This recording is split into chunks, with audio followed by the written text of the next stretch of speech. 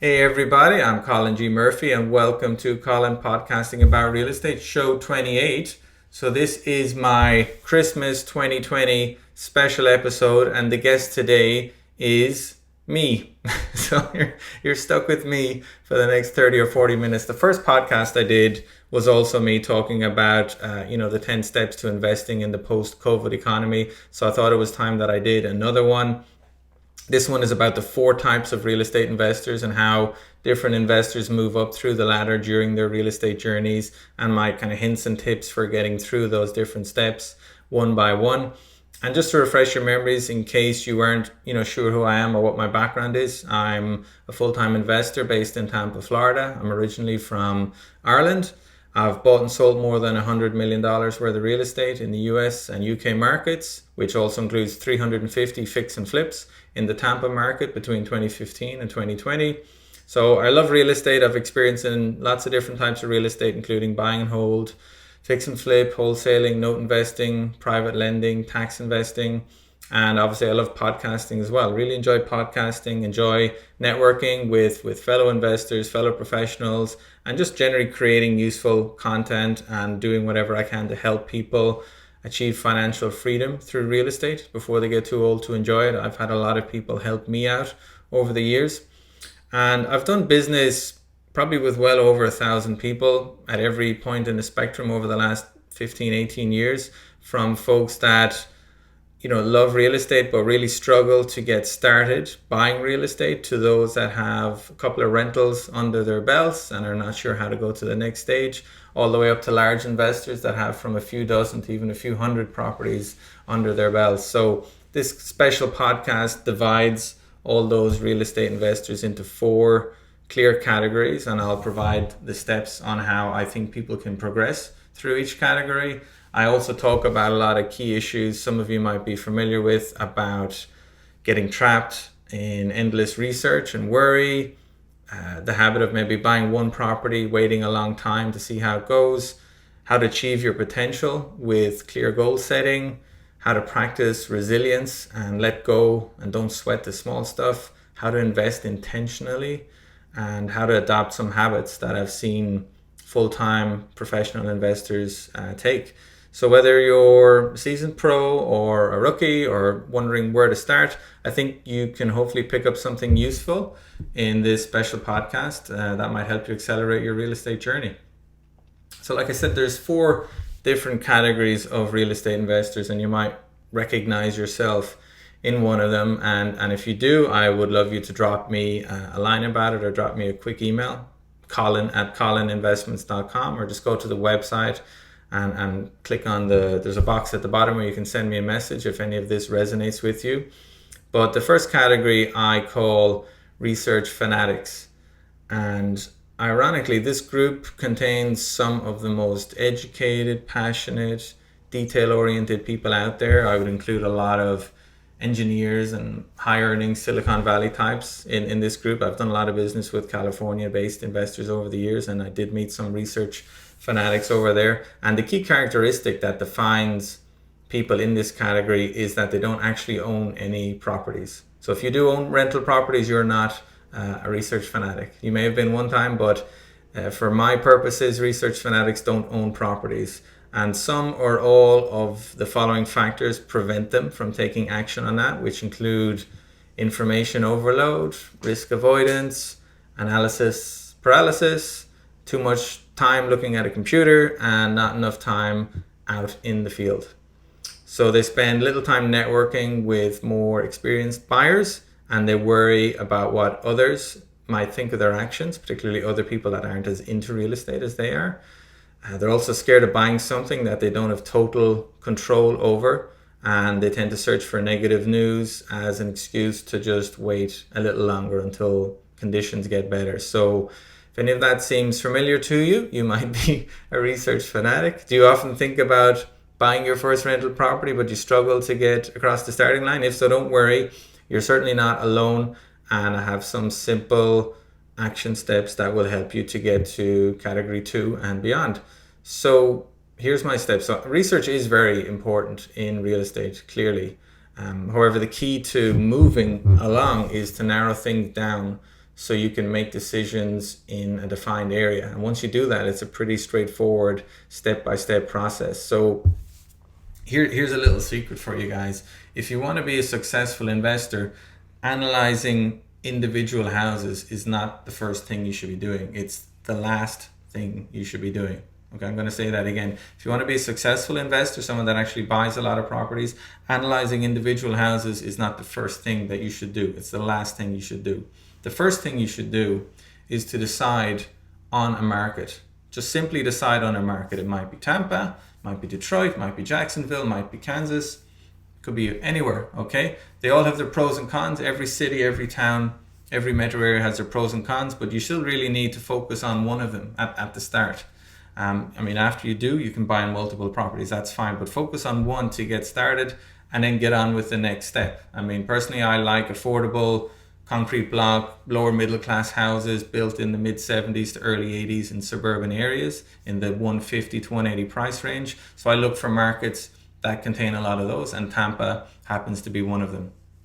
Step 2 is, and again, these are the steps before analyzing individual deals, okay? So step 1 is lock into one specific market, okay? Step 2 is get pre-qualified for a loan, and for 95% of buyers, that's a simple formality, but it's important that you do it before talking to sellers and property managers, because they'll take you more seriously once you're pre-qualified.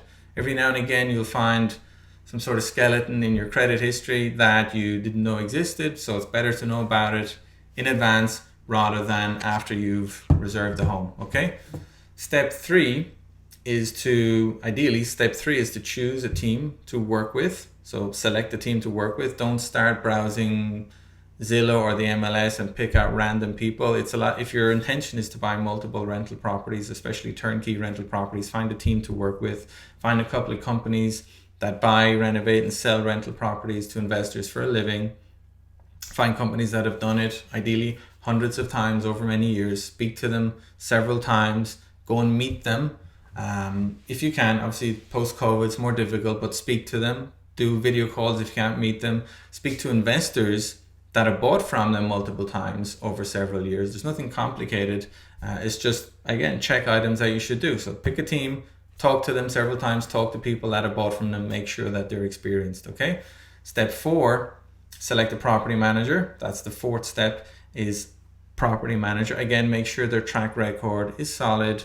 Try to meet them in person in their office or do a video Zoom call if you can't. Try to understand a little bit how their systems and processes work, which includes how they place tenants, how they manage tenants, how they handle maintenance, how they communicate with their landlords. Get some referrals. Again, speak to people that have several properties under management with that firm, or ideally over multiple years.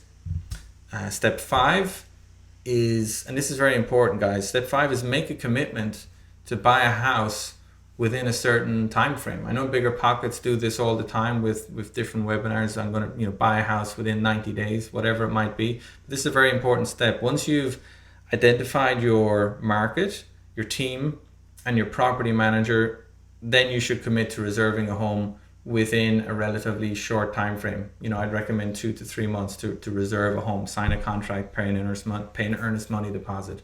So if you communicate this clearly to the teams that you're working with, you'll actually find that they're much more likely to push new inventory your way. So just sending regular but polite follow-ups works very well, okay? And step 6 is take the plunge. Many times, and again, I've worked with hundreds and hundreds of investors over the years, and many times I've offered properties to people that diligently went through each of the steps above. They decided on a market, they got their loan, they chose a team, they chose a manager, they decided they were going to buy a house, but when a time came to actually take the plunge, they balked and they regretted it afterwards. Sometimes somebody would hum and ha about reserving a house, they wouldn't do it. I'd meet them a year later. They always regretted not taking that action. So don't be one of those people that get to the edge and just don't take the plunge, because if you're waiting to feel calm about everything, it's not going to happen. You don't feel calm, but you still have to take the plunge. And look, if you've just communicated the property types and the budgets you're interested in, if a vetted person offers you a home matching that description, just take the plunge if it matches what you decided you need, okay? So that's category one, and that's how you get away from being someone who just researches all the time but never actually buys any properties, okay? So category two is what I call the mom and pop investors. And this category, this second category, makes up a large portion of the people that I've sold real estate to over the years. And in many ways, these investors are the backbone of the US property market. They own well over half of all single family rentals in the country. And these are the mom and pop investors, and their defining trait is that they own either one or two rentals. All right, so they've started, but they own one or two rentals, no more. And their first rental is often a former primary home that they grew out of, and the second rental is often purchased many years later. So maybe there's some of you listening that are nodding your heads to that. Shout out to you guys, the mom and pop investors. So you guys usually manage your rental properties yourselves. You clearly remember stressful capital expenditure expenses like roofs, HVACs, new appliances, in addition to lots of minor repairs and unexpected vacancies. You also worry about having twice the problems and twice the headaches if you go to 4 rentals instead of 2. All right. So if you're nodding your head to some or all of the above, you're in this category. And many of you know deep down that owning 1 or 2 rentals just isn't enough to make any meaningful difference to your financial future. But at the same time, you're worried about the additional stress and financial risk that you might take on by moving up to category 3. So, the great news for people that want to move out of category 2 and into category 3, which is where you own more than 2 rentals, is that the move from 2 to 3 is actually a lot less stressful and also less risky. And here are my recommended steps for doing it. So step 1 is consider using a property manager if you're self-managing. Okay. So when your rental properties are located within a short drive of your home, it's very tempting to manage them yourself. I get it, especially at the beginning when money is tighter. But the problem with that strategy is that you're giving yourself a part-time job and you're not getting paid very well for it.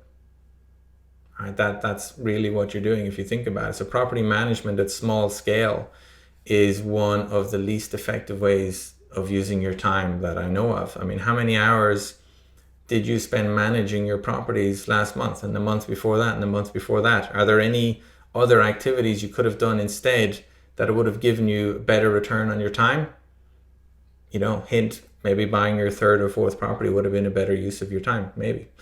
Step 2 is to start networking and build relationships. So successful real estate investing is not just about being an expert at finding deals with a computer. That's not really enough at all. It's about networking and learning from people and later just helping others as well that are following you. So anytime you take out of your schedule to cultivate relationships with lenders, sellers, property managers, inspectors, other investors, that's up there with the most rewarding and productive that you'll ever do. Okay, it really is. It is a much better use of your time. Step 3 is to start enjoying the economies of scale that come with owning more properties. So it mightn't feel like it if you're stressed out managing 1 or 2 rentals, but owning 4 or 5 is actually easier and less stressful because the relationships you build moving from 2 rentals to 5 rentals, you build relationships with property managers, handymen, CPAs, and other people. They just make it easier. So if you're already in that category, if you have a couple of rentals and you have experience owning them and managing them, you've done most of the hard work and you've gone further than most people just by getting started. So, if you're in that category, just take a deep breath and keep going, because category 3 is where the life-changing action starts to happen.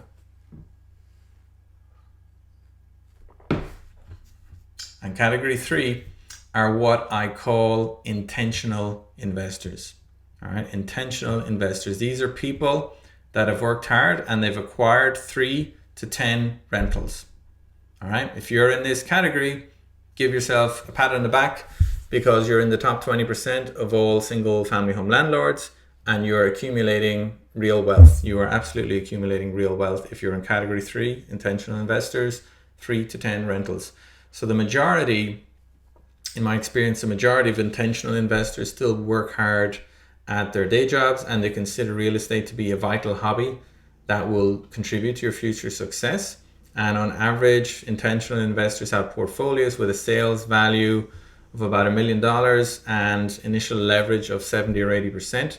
And many of those investors cleverly use 1031 tax deferred exchanges, maybe to sell some high value homes that they had producing low incomes, and they swapped them into a more diverse mix of lower value homes delivering higher returns. But outside of the 1031 exchanges, even high earners like doctors and Silicon Valley engineers, you'll struggle to continuously come up with those 20% down payments when you get past 5, 7, 10 houses, which is when the Fannie and Freddie conventional loan limits start kicking in. But look, having 3 to 10 rentals is substantial, and it does make a significant contribution towards building a lifestyle that's financially free. And because if and when the mortgages on those rentals are paid down, like paid off to zero, you could be earning anywhere from $10,000 to $15,000 a month in passive net rental income. So that's enough for a comfortable lifestyle in most US cities, and for a luxurious lifestyle in dozens of safe overseas locations like Spain, like Italy, like Greece, Costa Rica. You're earning $10,000, $12,000 a month living in those places. You live very, very well. And I know that from experience. But however, if you want to create generational wealth and become truly wealthy, you need to go beyond 10 properties. Okay? And moving beyond 10 properties requires a different mindset. It requires strategic planning, financial creativity, and some basic team building. It involves work and real intention, but it's not especially difficult. In fact, the systems that you're probably using in your day job are probably more complicated than the ones people use to successfully build large portfolios. So if you're already in a difficult job, doing a difficult job with difficult projects, you already have the skills needed to move beyond 10 rentals. It's just about the intention and the time needed to do it. So most of the problems people encounter when moving from category 3 to category 4 can be solved just by getting through their own personal barriers. That's usually what holds you back. It's just getting through your personal barriers, putting a plan in place, and just continuing to move forward no matter what. Okay?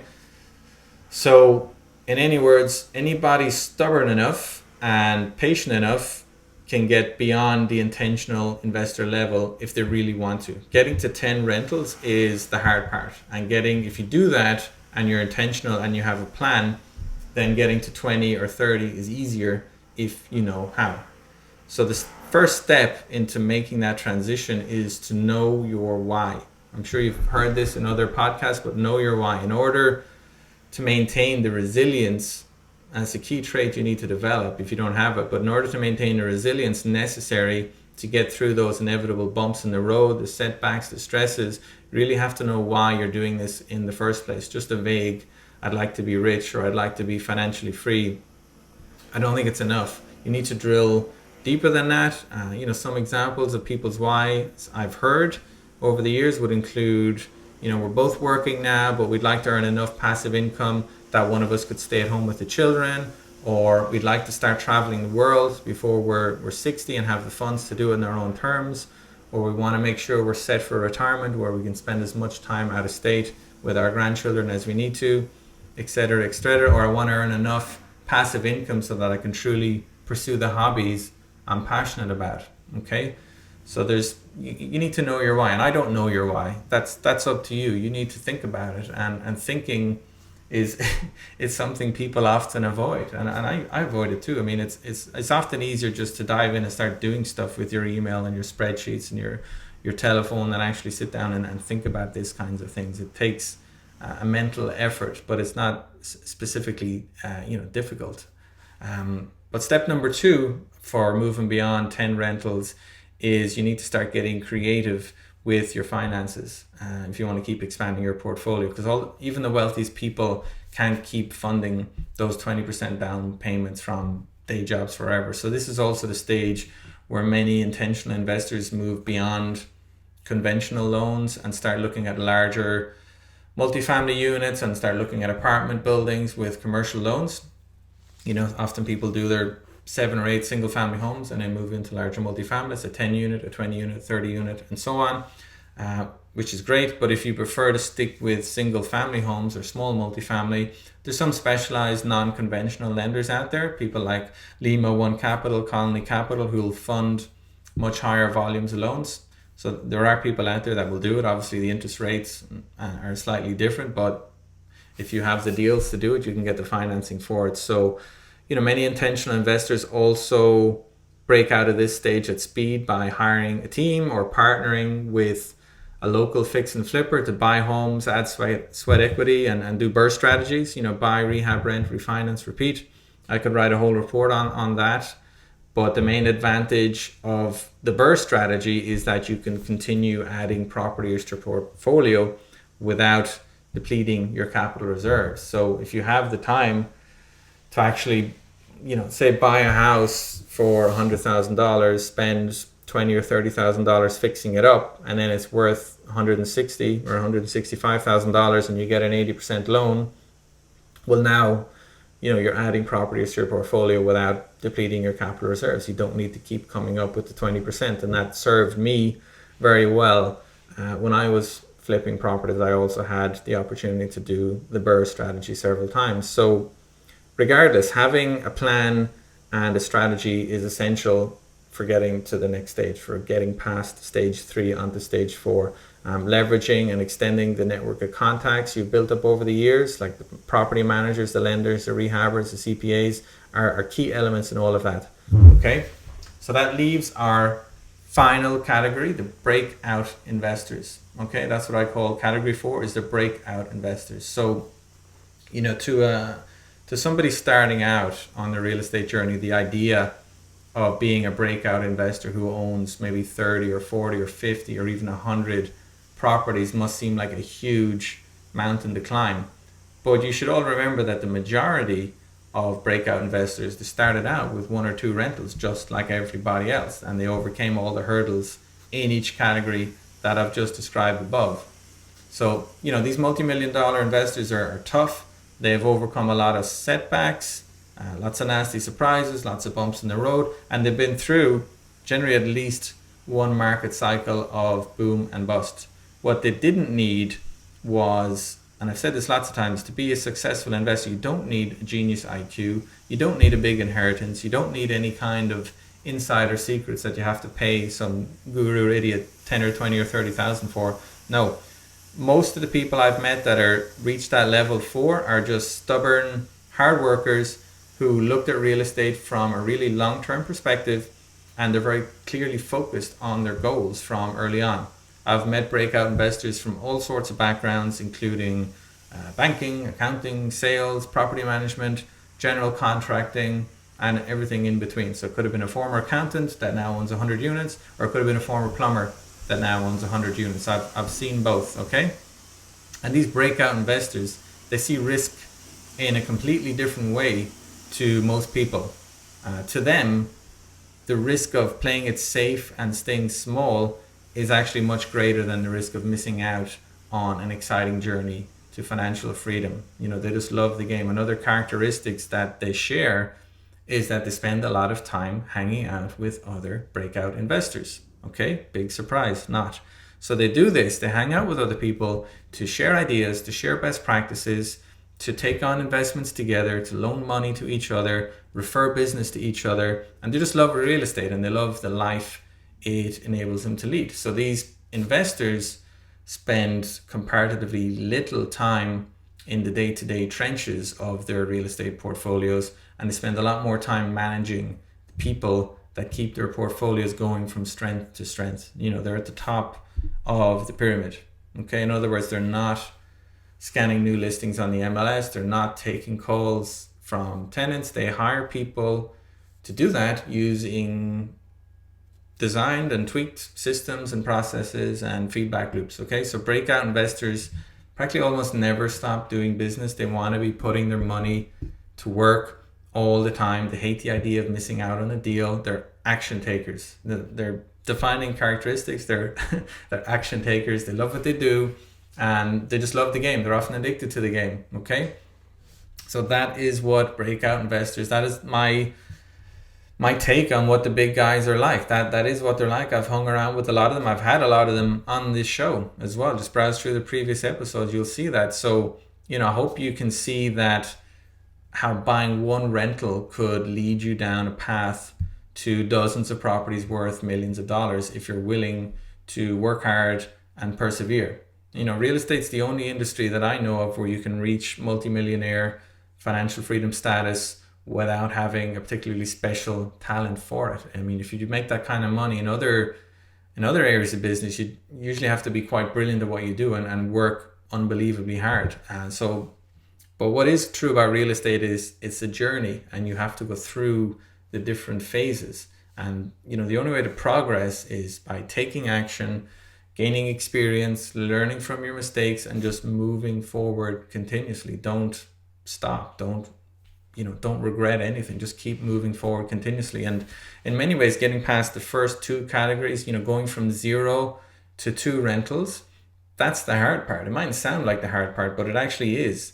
Getting from 3 to 10 homes and 10 to 20 homes can actually be easier, because that's when you start surrounding yourself with the right kinds of investors and the right kinds of partners. And so my advice to you is to spend as little time in those early categories as possible, because all the fun stuff comes later. It's not a lot of fun having 2 rentals. It can be a lot of fun having 10 or 15 or 20. Okay, a healthy attitude towards risk is absolutely essential. If you're not prepared to take some risk in your real estate career, you're gonna end up working for somebody who is, and that applies in any business. So I enjoy helping people on their real estate journeys. I've been saying that all along.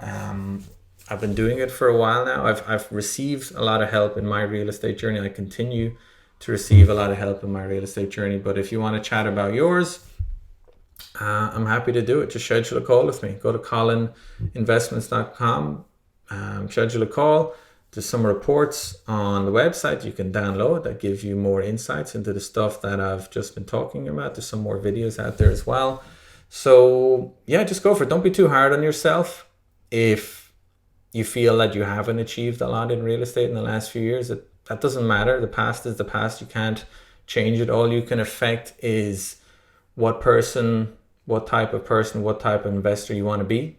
Where do you want to be next year? Where do you want to be in 3 years? Where do you want to be in 5 years? That's the only thing you can impact. You can't impact anything that happened before. So if you are purposeful, if you're goal orientated, if you develop that resilience, if you have your spouse on board, because good luck trying to do any of this without a supportive spouse. It's just not going to happen. So don't kid yourself there either.